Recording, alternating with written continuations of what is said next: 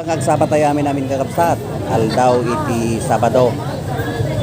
Aldaw mat iti palengke dito sa Nicolas de Ilocos Norte. Kita nyo na kita ilaklako dito palengke. Ito'y side iti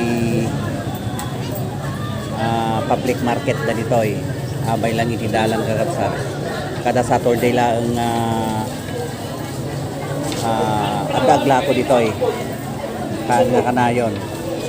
Sa Saturday anda nagla ko dito kita tayo tinagatang ni bakat ay kamansiray tayo na tao tayo wala yung kamansiray ngayon wala nasa pita kita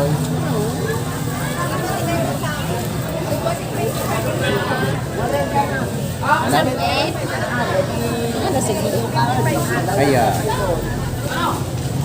tayo nyo kakapsat na grabe si Watong